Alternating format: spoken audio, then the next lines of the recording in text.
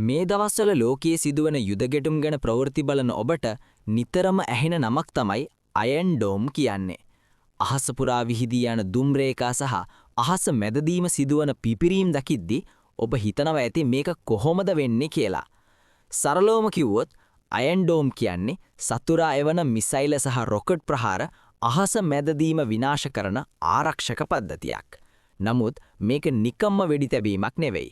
මේක ඇතුලේ ලෝකයේ දියුණුම භෞතික විද්‍යාව සහ කෘතිම බුද්ධිය සැඟවිලා තියෙනවා. අද අපි බලමු රුපියල් බිලියන ගණනක් වටිනා මේ තාක්ෂණය ඇත්තටම ක්‍රියා කරන්නේ කොහොමද කියලා.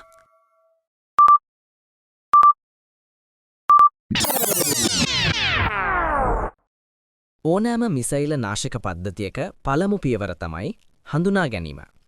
රොකට් එකක් කියන්නේ ඉතා වේගයෙන් ගමන් කරන වස්තුවක්. ඒක ගමන් කරන්නේ ප්‍රක්ෂිප්ත චලිතයක් ඔස්සේ.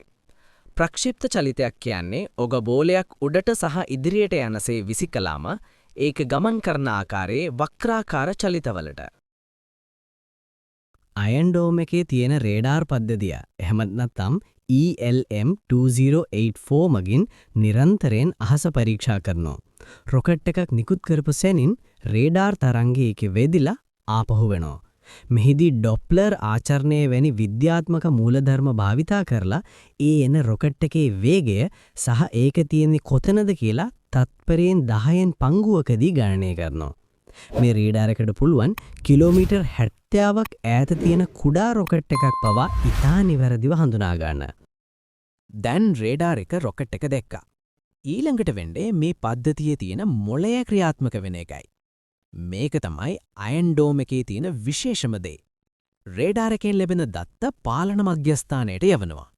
එහි තියෙන සුපිරි පරිගණක රොකට් එකේ ගමන්පතේ විශ්ලේෂණය කරලා බලනවා ඒක වැටෙන්නේ කොහෙටද කියලා. සිතන්න රොකට් එක වැටෙන්නේ කවුරුත් නැති හිස් භූමියකට නම් පද්ධතිය ඒක නොසලකා හරිනවා. ඒකෙන් ලොකු මුදලක් ඉතිරි වෙනවා. නමුත් ඒක වැටෙන්නේ මිනිස්සු ඉන්න ගමකට, නගරයකට හෝ හමුදා කඳවුරකට නම් වහාම ප්‍රහාරක මිසයිලයක් නිකුත් කරන්න අණදෙනවා. මේ හැම තීරණයක්ම ගන්න ගත වෙන්නේ තත්පර කීපයක් විතරයි. අයන් ඩෝම් එකෙන් විදින මිසයිලයට කියන්නේ තමීර් කියලා. මේකේ තියෙන විශේෂත්වය තමයි මේක සතුරු රොකට් එකේ ඇඟේම වදින්න අවශ්‍ය නැහැ. තමීර් මිසයිලේ ඉදිරිපස කුඩා රේඩාර් එකක් සහ ලේසර් ෆියුස් එකක් තියෙනවා. සතුරු රොකට් එකට මීටර් කිහිපයක් ආසන්නයට ගිය සැනින් තමීර් මිසයිලය පුපුරා යනවා. මෙහෙම වෙන්නේ ඇයි?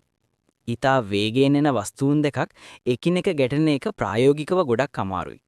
ඒ නිසා අසලදීම පුපුරවා හැරලා ඒකෙන් විසිවෙන ලෝහ කැබලි මගින් සතුරු රොකට් එකේ පුපුරන ද්‍රව්‍ය ක්‍රියාත්මක කරනවා.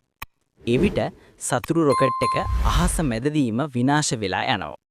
අයන් ඩෝම් පද්ධතියේ සාර්ථකත්වය 90%කට වඩා වැඩි කියලා වාර්තා වෙනවා.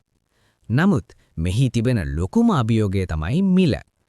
උදාහරණයක් විදිහට මේ දවස්වල ඉරානයෙන් එවන එක රොකට් එකක් අවම වශයෙන් රුපියල් මිලියන 6ක් විතර වෙනකොට ඒක නවත්තන්න ඊශ්‍රායලයෙන් යවන එක තමීර් මිසයිලයක් අවම වශයෙන් රුපියල් මිලියන 15ක් විතර වෙනවා.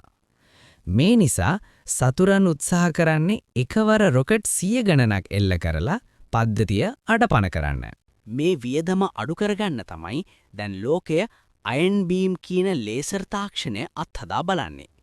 ඒ ගැන අපි ඉදිරි වීඩියෝවකදී කතා කරමු.